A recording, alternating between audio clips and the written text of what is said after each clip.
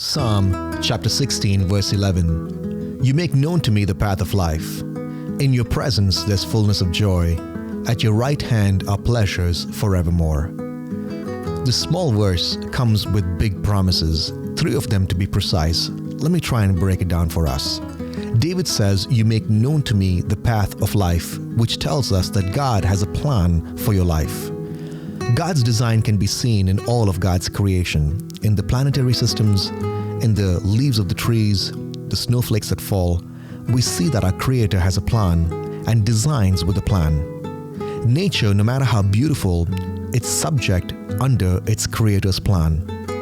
The same God who brought design and order to nature also has a plan for the crown of His creation, which is you and me. David continues to write, he says, in your presence there's fullness of joy, which tells us that God's presence is with every believer. God has made provision in His plan of salvation for us to personally enjoy His presence with us. His Holy Spirit can abide with us always and bring us joy. Jesus tells His disciples that He will ask the Father and He will give us another helper to be with us forever in John chapter 14 verse 16. Spirit-filled believers are joyful Christians. Their lives are purposeful and meaningful. They are guided and directed by the Holy Spirit. David continues to write, he says, at your right hand are pleasures forevermore, which tells us that God has promised pleasure for every believer.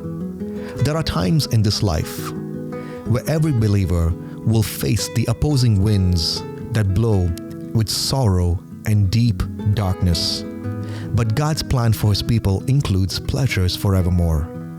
Because there's coming a time when there'll be no more sin, no more sorrow, and no more suffering in His presence. Jesus, before He ascends into heaven, He tells His disciples that He goes to prepare a place for us. And where He is, we will be also. So let's press into His plan and let's find our pleasure in His presence. And then, with hope, let's look forward to the promise of eternity by His side.